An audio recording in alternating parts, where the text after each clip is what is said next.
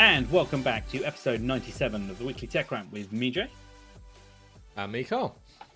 Well, Carl, as we are recording this the day after the 40 plus Celsius heat wave the UK faced, isn't it? So the studio is still intact, servers are up, recording capabilities here.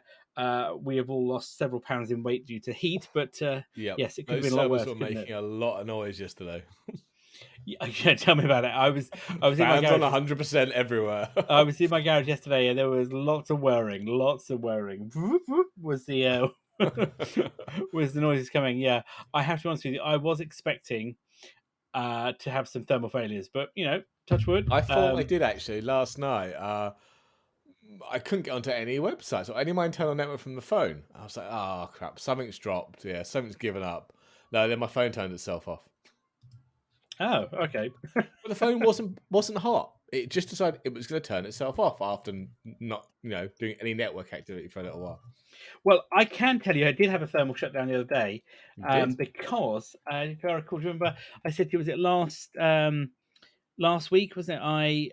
What did I do? I upgraded to iOS 16, didn't I, early in the week? Yeah. And so I'm beta 3 for iOS 16, dev beta 3, and I did the in-place upgrade as you do, and well, it got very hot. Very hot was an understatement. Oh. I've never seen an iPhone do thermal shutdown before. I've seen pictures, but I've never had it done. And I had the thermometer symbol on the screen, and it was rather hot to touch. So it got put in the fridge for half an hour. I did the iPad. It was fine. I went to public beta 1 on the iPad, and it didn't get very toasty. But yeah, these new iPhone, well, not new. We were the iPhone 12. They do get quite toasty sometimes. They do, don't they? I have to say, especially when charging. Yes, especially on the old Qi charger. I find it does that. Even though it's efficient charging, isn't it, overnight? So it usually says to me like, this will be charged by 5 in the morning or whatever.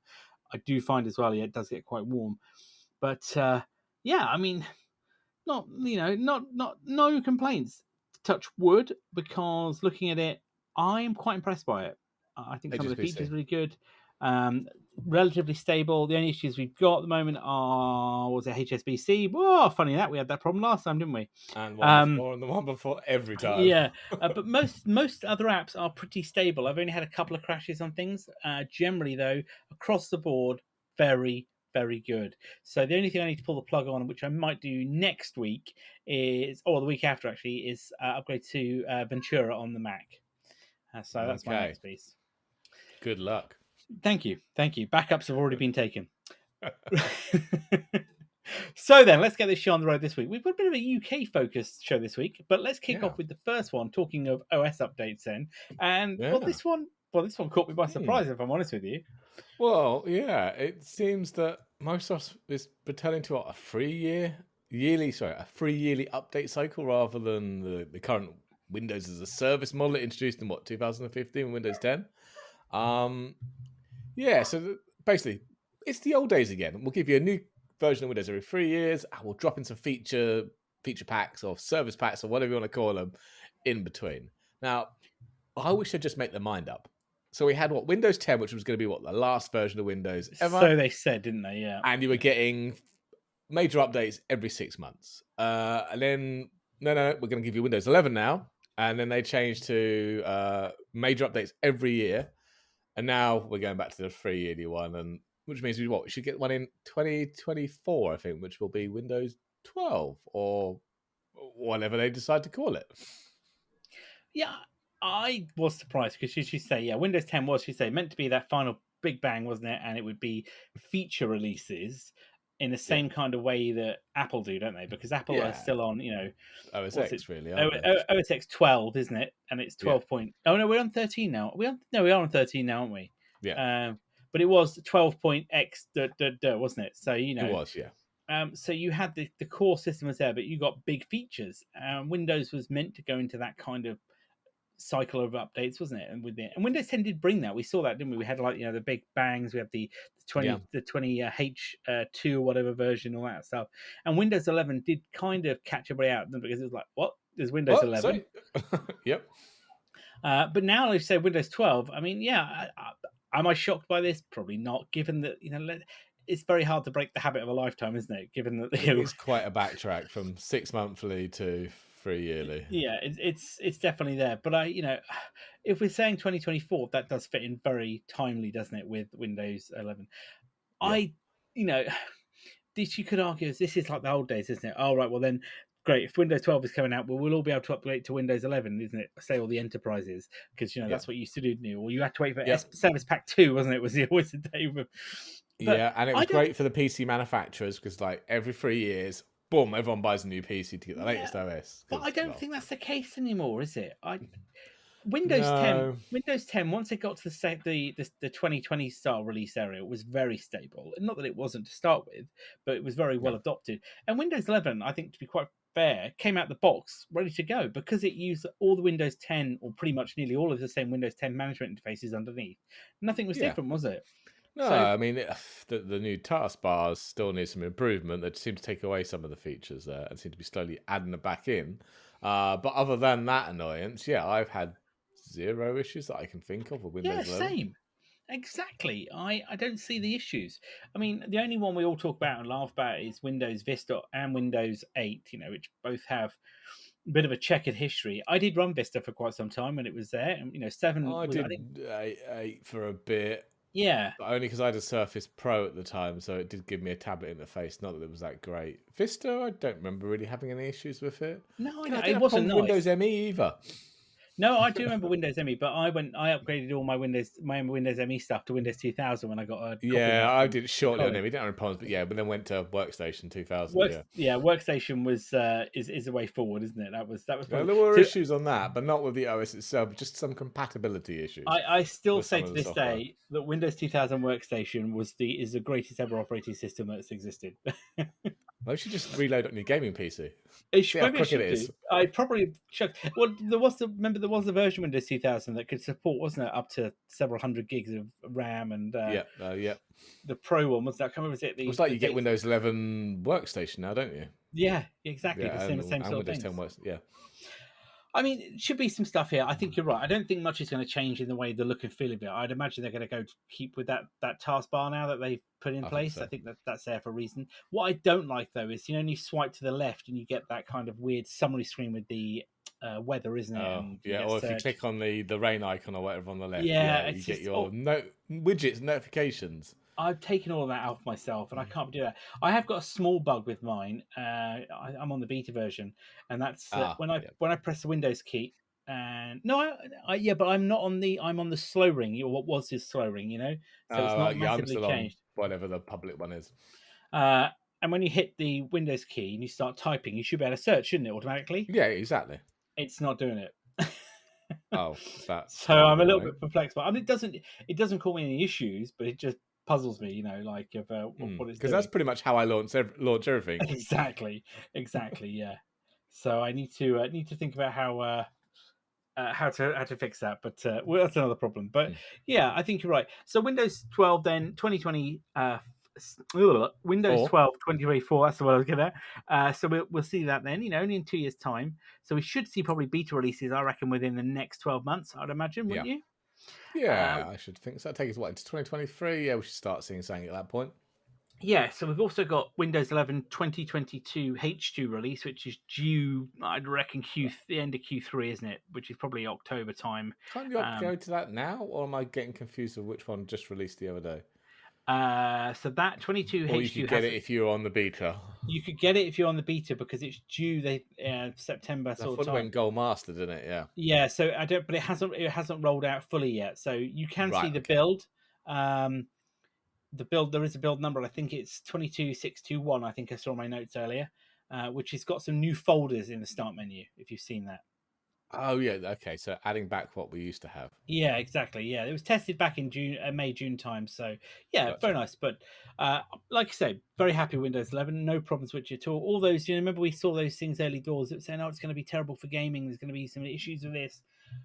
Actually, we don't have any issues whatsoever. We've not had any issues, have we? No, I upgraded pretty early. I think I was running the beta actually for that one. But we didn't really play any of those games that were due to be affected, though, did we? Really? No, maybe not.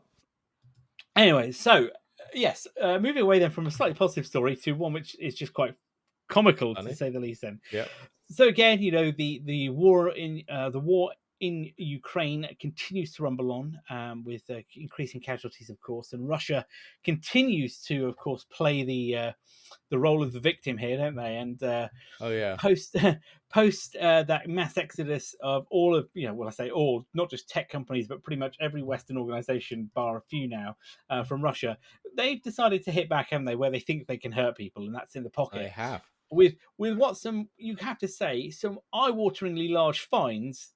Well, they're not really when you break it down, but in terms of Russian numbers, at Yeah, least, aren't they? So this time it's Google and Apple, of course, and for what they're calling illegal content. So what's this, fake adult news. Fake material or news. something else?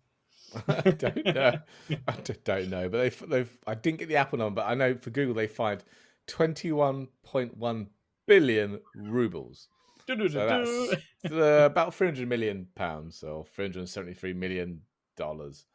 But yeah, you're right. It's for failing to restrict access to prohibited material about the war in Ukraine and other content.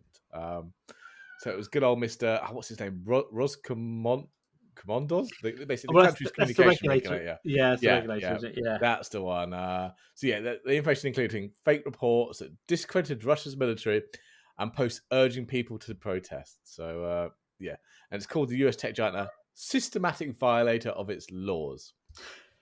So the But Apple it one runs a was, search engine in YouTube, so it's not yeah, actually posting the information itself. no, Someone else is posting the information. exactly. But the Apple one then is very similar. So the Apple one was their federal anti-monopoly service, and back on Tuesday this week just gone, apparently they were going to fine Apple, and apparently what they said was an undetermined amount for antitrust violations, saying that they've abused their dominant position in the iOS app distribution market. All right, so Russia's now joining Oh, in so with. they're getting in on that, are they now? Right, why not? A bit of free money, yeah? And apparently, so this isn't related to the war, unlike the Google one, but but it does seem to Oh, be part of a bigger crackdown on yeah. other companies, including Apple. They fined Apple the other week as well, $35,000 the other week for data breach violations. Apparently, What, the first sorry, penalty, 1,000? yes, 35,000 Okay. for apparently, which was the first time Apple had ever had a data breach violation in Russia. I mean, it's just absolutely, it's Wow. been its laughable. But they're not going to get any money out of this. They're not going to pay them, are they? Well, no, I read I was reading the BBC article where this came from, and actually, yeah, they did get some actual money. Oh, they did. They did. Yeah, I say I missed it. So basically, Google's local subsidiary there was Russia declared them bankrupt last month. Oh, sorry, they declared bankruptcy in Russia last month, and it came after Russia seized their local bank account, allowing them to recover 7.2 billion rubles that the firm had been ordered to pay for similar reasons last year. Wow. So yeah, they seized their bank accounts to grab that money out of, but Oh well, only the so, local bank account to grab that. so Yeah, there, and you have it. So they didn't actually cop up. Russia did its typical tactic of let's legally take over your company or illegally hold your bank yeah, accounts, and yeah, that's the kind of stuff that Bill Browder, who you may have heard of, who is was an investment banker, but now runs yeah. one of the biggest investigation services against Russia in terms of financial fraud, and that is basically how they tried to get him on a $200 million fraud, which they Right. themselves are committed. So this is just that's straight out of the playbook 101, isn't it? Of like, okay, we'll go down this road because that's how we're going to get the money off you.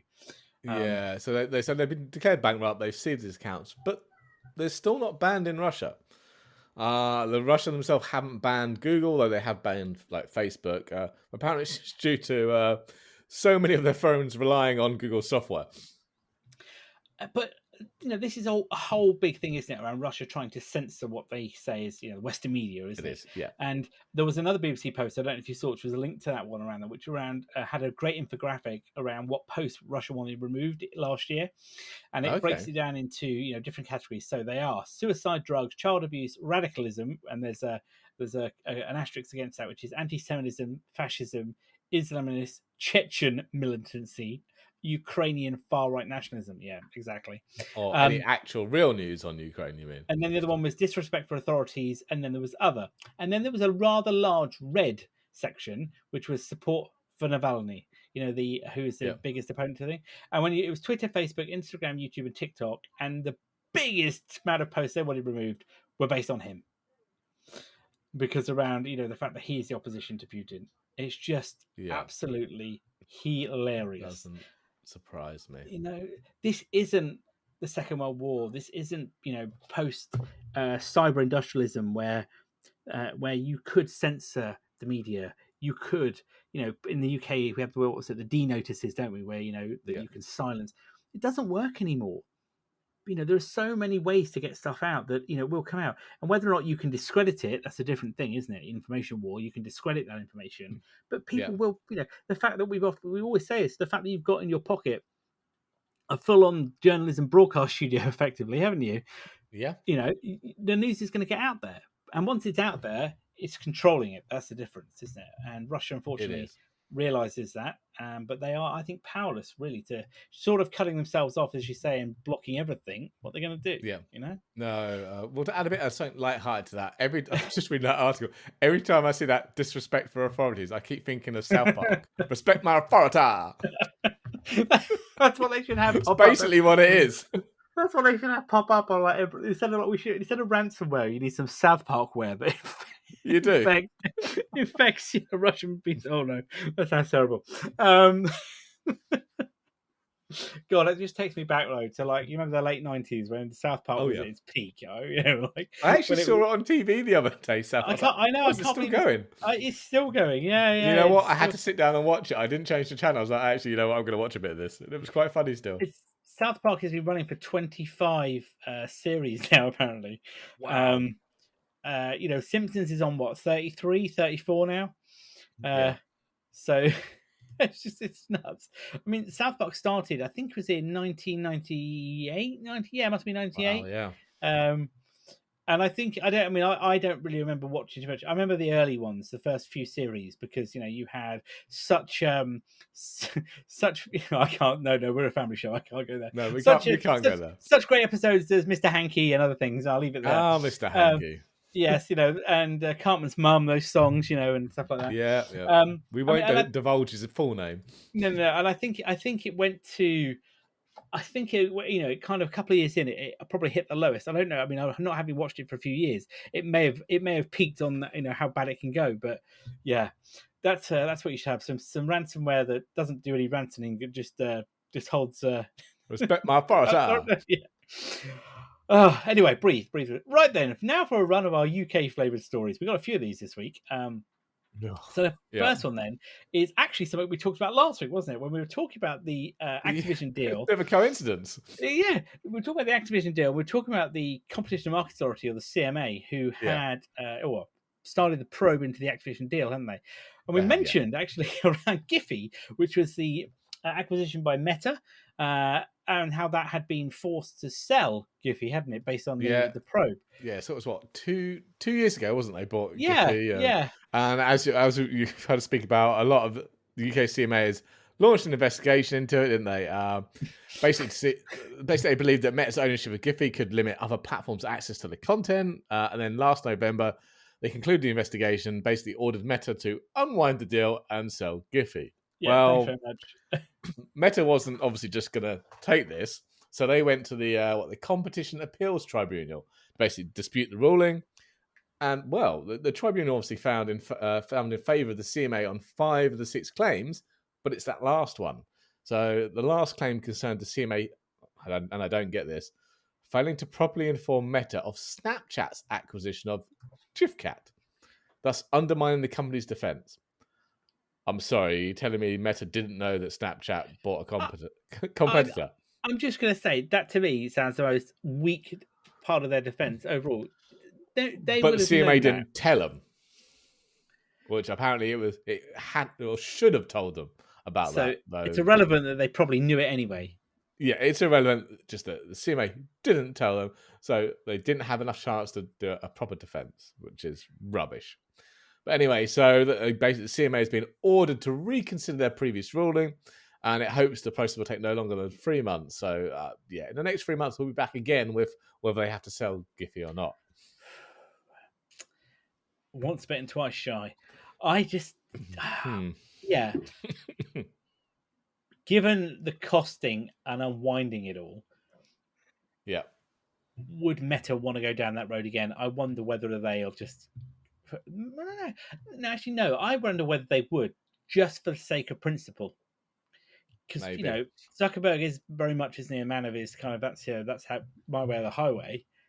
Yep. So I wonder whether or not to kind of because right then, fine then, we'll go through this, and if and then we'll go through and we'll buy it, and then we'll sell it. I don't know, but yeah, it's weird though they had to come back. But I mean, what It's a if weird that? technicality It's a to very to super review it weird. on. Yeah, I mean, GIFCat. I mean, I'll be honest with you. Had you heard of GIFCat? No, no, I had not. No, that's fine then. Glad you knew as well. So GIFCat. I looked them up. So they were formed 2015, 7 years ago, Right. Yeah. and they have When did Snapchat buy him? well, that's the weird bit. Was that before or after Meta tried to buy Giphy? Well, I don't know whether they did buy them because when you look at their Wikipedia piece, yeah, Yeah. it doesn't mention anything about being bought by Snapchat. Okay, that's a weird one then. Yeah. Oh, I don't know. Well, yeah, that's what the article said. That's what the competitions regulator, whatever they're called again, Yeah. But here said. you are. No, no, LinkedIn. If you go to LinkedIn, Yeah. GIFCat acquired by Snap Incorporated. Right. Very peculiar. But when you look at the website, it doesn't say anything about There's Snapchat no on there. mentions of it at all. No. No, it just says GIFCat at the bottom. So I wonder whether they've left them alone. How odd! I look, new one on me. That's all I'll say. Yeah. Absolutely new one on me. What I did discover during that was that they, which I wish I'd never knew about, they have a adult rated version of it called Red Gifts. Oh, Which right. Okay. exactly what it says on the tin, because they Yeah. banned Adult all adult. warning, listeners. Yeah. Not Yes, suitable just for work. trigger warning there. They were apparently it says here they banned all adult content, so they created an adult only version of the site. Curious, but there you go. I guess there's a market for everything. There is indeed. Indeed, yeah. So talking of regulators, then not just the only thing is now. So the UK this week also has said. Now this story is we're going to talk about this two pieces of the same story here, but they both have a related part, which is the online safety bill, isn't it? Yes, it is. Yeah. Which has been contested, booted around for a couple of years now, hasn't it? So when was it first? Bill. Yeah. Well, I'm trying to think. When was it first? Kind of mooted. It was a couple of years back, wasn't it? The online safety bill. It was, came out, didn't it? Yeah. I think there's some good ideas in it and behind it, and there's good reasons, but it's clearly been fought out by people who are computer illiterate. Always. Always. And it's just like, well, we've said you're going to do it, so you just need to do it. Yeah. But so there are two parts of this. So one of the things about the online safety bill, just to be clear, is that it covers a whole breadth of things. Very similar, isn't it? Actually, in some respects, to the Digital Markets Act and elements that the EU has just passed. So, and one of the pieces around it is it would give Ofcom, who are the communications regulator here in the UK, the power to get messaging companies, other services to implement content scanning, in particular. Child abuse, isn't it? Is what they're looking at here. Yeah. Child sexual abuse and terrorism's the other one they've thrown in there. Of course, always. If you put that in it, you can get it through any court, can't you? Really? Yeah. But the key thing here is that they even want this done, even if there is end-to-end encryption across that, and also if the company doesn't hold the keys to decrypt and access the user-generated content. So let's explain there. Good example would be WhatsApp, wouldn't it? Or iMessage, where your device holds the key to decrypting it, and they can't do that on the server side. But they want, when I say they, the government wants companies to implement scanning here. So that means that we're going to have some kind of decryption service built into these platforms to scan the content but still keep it encrypted. Can you see the issue with that? Because I tell you now, Yeah. it is glaring like the sun, isn't it? Yeah, I mean, they had a cracking statement from our Home Secretary, Priti Patel. Oh, yes, he won't be in the job much longer, but carry on. No. I mean, it's a great one. Child sexual abuse is a sickening crime. Okay, I do not dispute that. Agreed. Yeah. We must all work to ensure criminals are not allowed to run rampant online, and technology companies must play their part and take responsibility for keeping our children safe. Privacy and security are not mutually exclusive. We need both, and we can have both, and that's what this amendment delivers. But it doesn't. It's just a bunch of words with no actual technical guidance on how to deliver this. It's going back to that. Yeah, we've said you're going to do it, so you just figure it out. I mean, maybe we could use some magic there. They are not mutually exclusive. No, you're right. They are not. Then they should be together. But Yep. I just, I mean, you got one argument. You're like, great, but then on the other hand, they're like, well, yeah, we agree that, but then you need both, and you can have both. That amendment doesn't deliver anything. No. It's just because they put the words down and said we can do it. Somebody else has to figure out how to actually do it while keeping security and privacy. Yeah. I just, it's like the classic backdoor, isn't it? It's like, It is, yeah. you put a backdoor in for us. It's fine. It'll all be okay. Only we'll use it. Nobody use it. Yeah, until somebody discovers it or somebody cracks the code or whatever it might be to that, provides the safety of that. Yeah.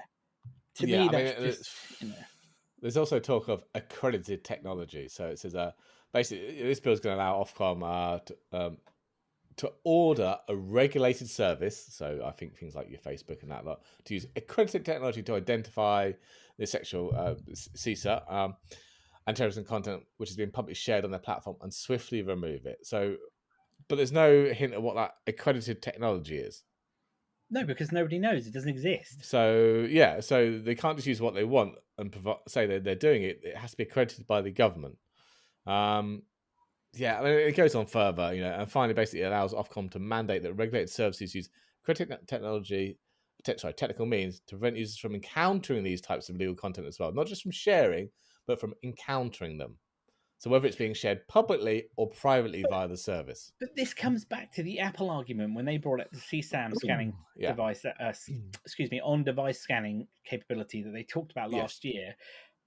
Which mandated that to get around the E2E piece, it would be done on the device, wouldn't it? Which was still locally, not great. Yeah. But and everybody basically lost their, lost their breakfast over it. Basically, didn't they? You can't do. No way.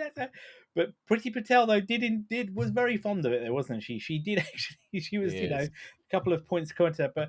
But there was so much opposition to that Apple walked away from it and even no longer scrubbed it, have they, in its entirety from their website? Scrubbed it from the website, yeah. I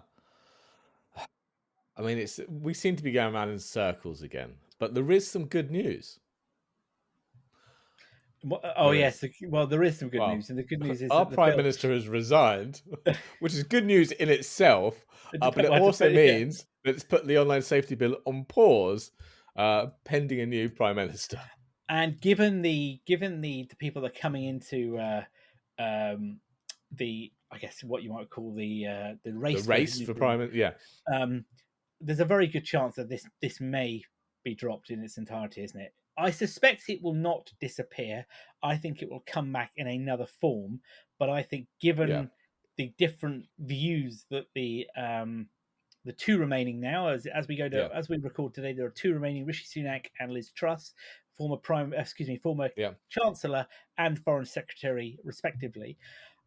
They have differing views on what that is, and I think it will disappear, but will probably come back in, as you say, in another. I mean, I think they're both technically literate and understand the basics, which Priti Patel and Boris Johnson don't seem to. So we need an online bill. It should be in law, but there's just some wild, crazy stuff that's just not going to work in there.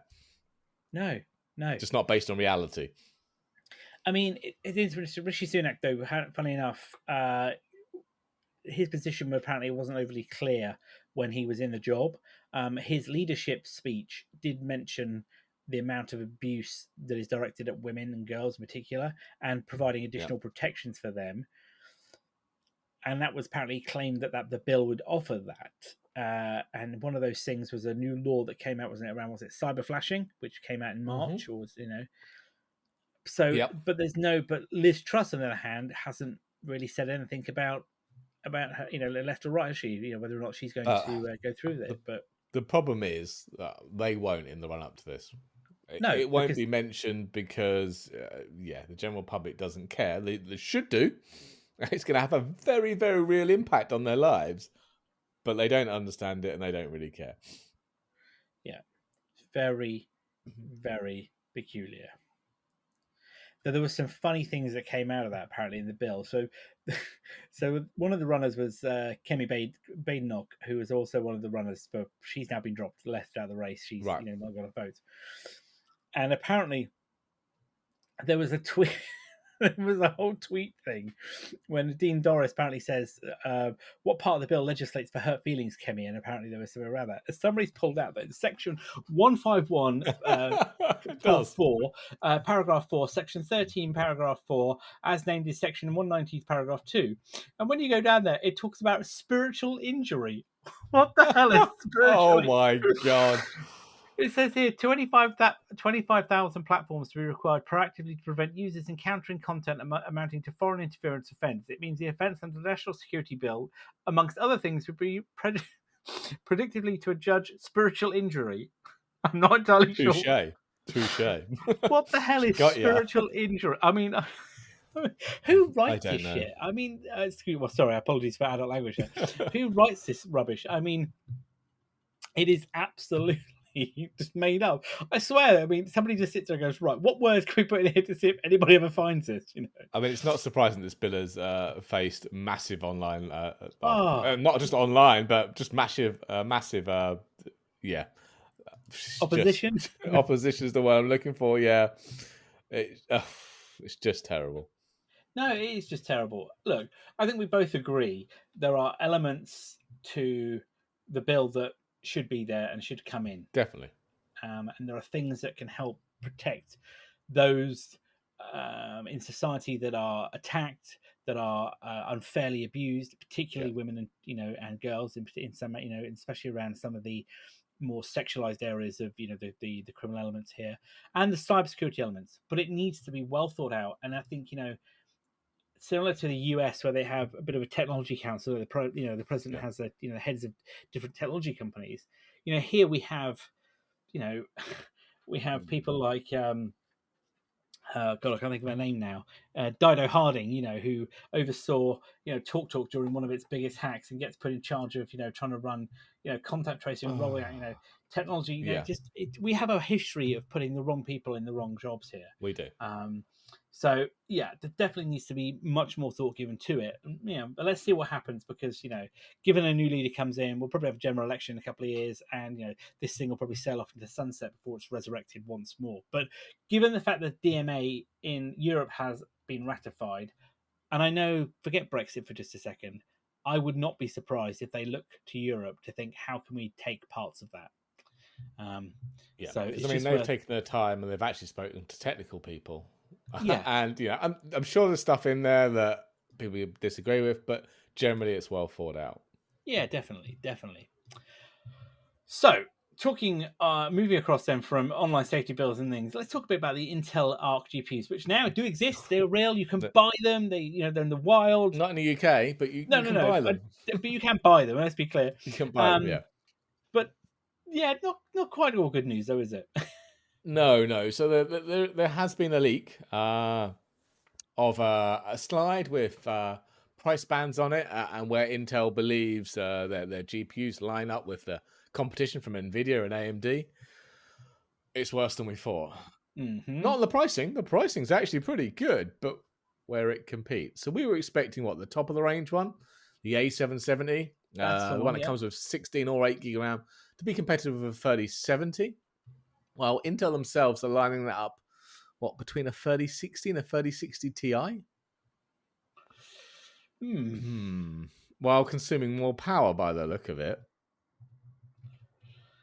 Yeah, I mean, but they are pricing between $300 to $400. So that's Um, quite competitive pricing then. yeah, but hmm. I mean, to be honest, out of all these, it's their first generation. It was never Oh yeah, gonna. yeah. They're not gonna be a 3080 or a 3090 killer or anything like that. And I And don't yeah, you necessarily were think kind that's of what they were foolish to. No, aiming exactly, for, was foolish it? Yeah. to think of that. But yeah, I think we might like to wait for version 2. Is it Battle Mage? I love that. The just, names are just brilliant. to see what it looks like. But actually, the most compelling one to me is the bottom of the range one, the A310, Okay, because it's 90. That's less than $99. It's the equivalent of a 1050 Ti, apparently. perfect for But, streaming then, or anything like that. but Yeah. yeah, that's what I'm thinking. This would. It's Intel. They have their quick sync. They're very good at media encode, and it's meant to have hardware support for all the latest standards. I can't remember what the one is, a something or other. But I think slot that into my Plex server.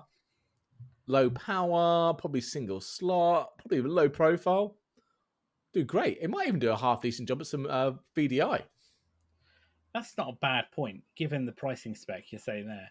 I mean, I do think though the flagship one at less than $400. I mean, obviously at the moment, pounds for dollars is daft, but that's still competitive. But you're right, not for the performance piece. You're right, but yeah, the low end, that definitely seems like a good place to be, given if it does Yeah. everything it says in the tin, and if it's If comparable Intel to. support, and I think Intel do, if they support virtualization, which I think they do. I think they do on all their lineup I now. wouldn't be surprised if they didn't now.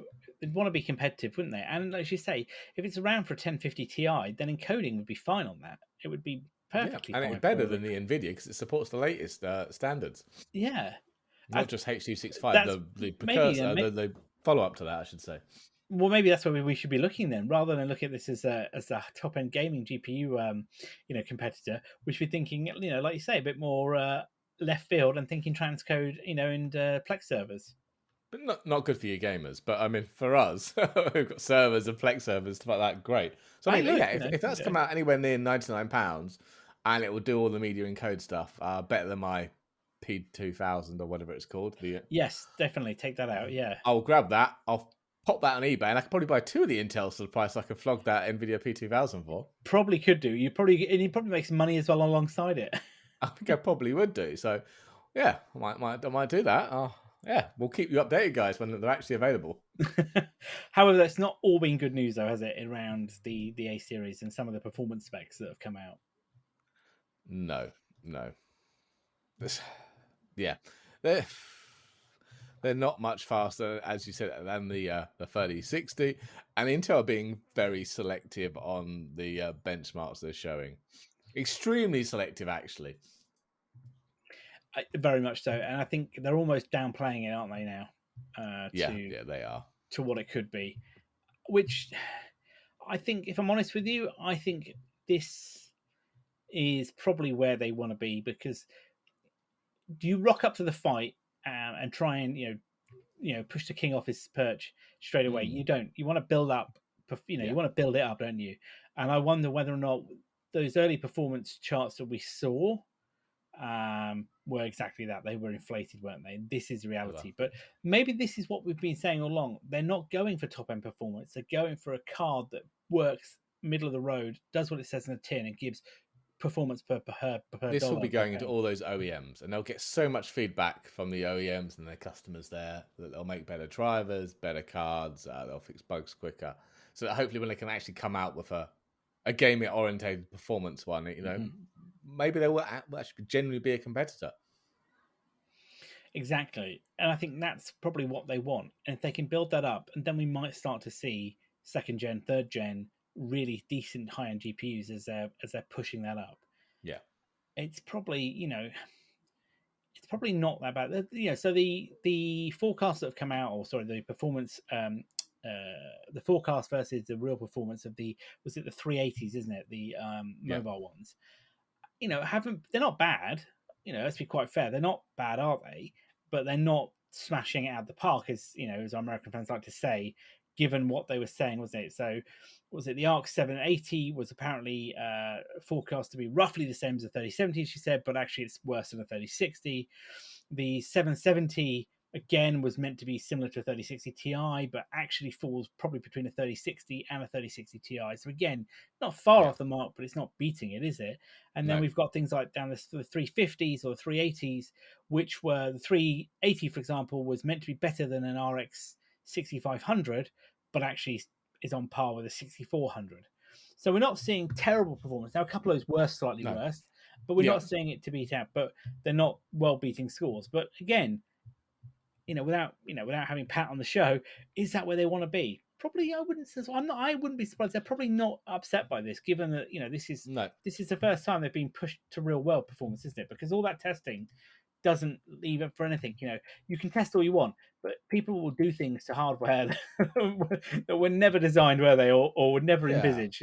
Definitely. And you're going to have to. It's going to take time to get the game developers on board. Yeah, You of need to course, and build up those programs. optimizations. Nvidia Yeah. have their game ready drivers, and they work with game developers to optimize just the drivers and the software. And Intel are going to have to step that up if they want to be competitive in gaming. But Yeah, it takes time. it does take time. But the initial driver performance is better than I think than what was expected, given this is the first time in. But yeah, I'm not saying this is terrible. I'm quite impressed actually that it's as good as it is. To be fair, Yeah. it could have been a lot worse. But yeah, definitely want to see where those budget cards come out, and we should.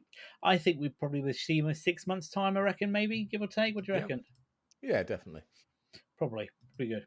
Cool. Well then, in that case, I think it's time for the Tech Right Rumor Mill. And as we slowly trundle towards Apple's biggest session of the year, we're still talking about the M2s. Yeah. I'm So, going to be honest. I'm not sure we can really call this a rumor. I mean, no, it's like saying there will be an iPhone announcement in September.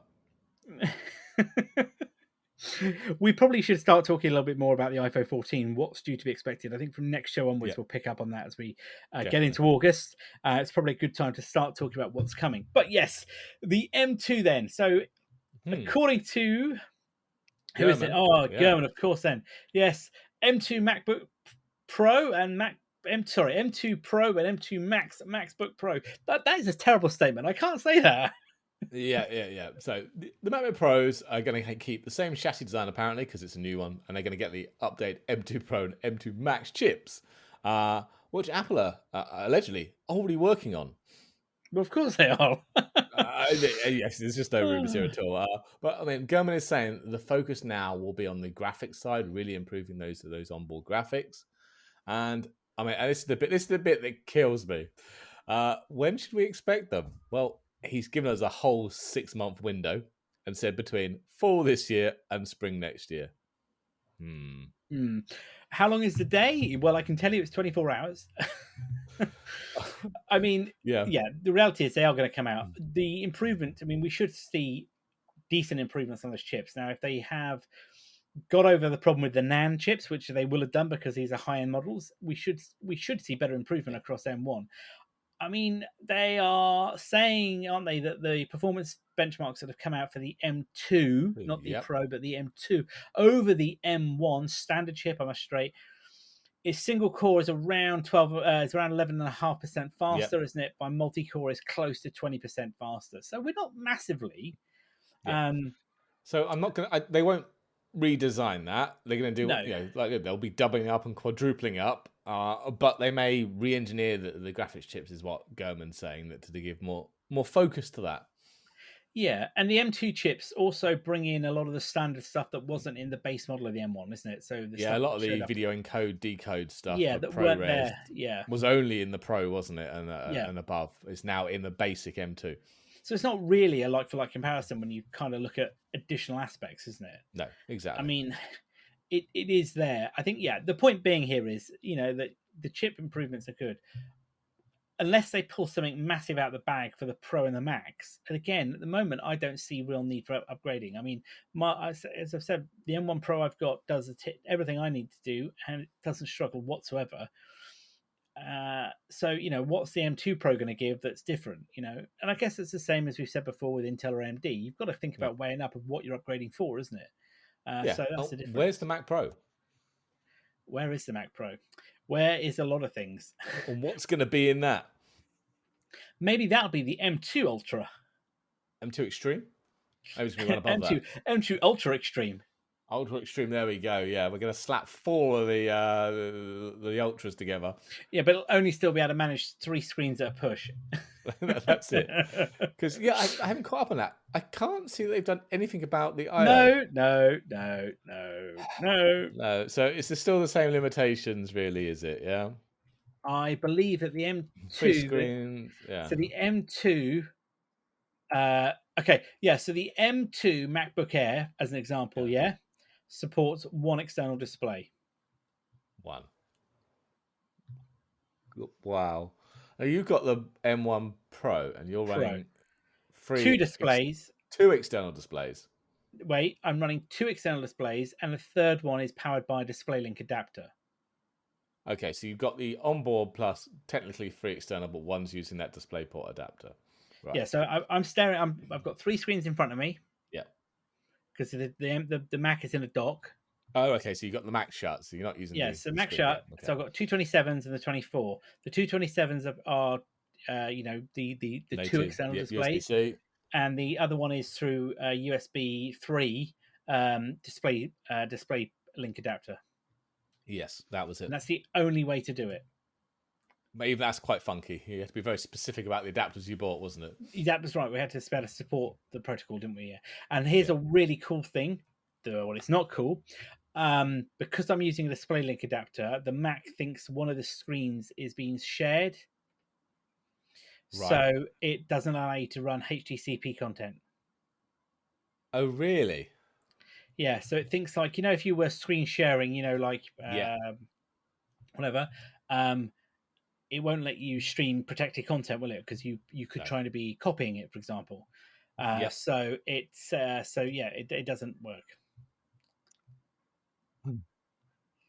Now that's not a massive problem. You could have worked on that. The only problem I've seen with that is if I pull the Mac out of the dock, it's fine, obviously. Yeah. If I try to run the Apple TV app, on the Mac, it won't play any content. The screen is black. You can hear the sound, but it's black. Okay. I can run Amazon Prime it would Video. just do it on the DisplayLink screen. No, black, but normal on the others. Because they're HDCP. Yeah. No. Okay. Just blanket no. Blanket no, and it turns out that also that my Dell monitors don't support HDCP as well, which I discovered after the fact as well. Oh, that's an oddity. Yes, it's an oddity, isn't it? Okay, poor showing, Dell. What's going on there? Indeed, it is. Anyway, on that note, it's probably a good chance for us to wrap up for this week. Slightly shorter show as we, breathe it. Relaxing the heat is probably the word I wasn't looking for. A small apology if you've come this far. We released last week's show a little bit late. Due to some... There was a technical hitch. Due to a technical oversight, the show 96, episode 96, was released today. So this on the 20th of July. Episode 97 will be released in a couple of days' time. So we're releasing this one. You'll be hearing this a few days later. So don't panic. There was just a technical oversight, which I thought the show had gone out, but somehow it hadn't. Hey ho.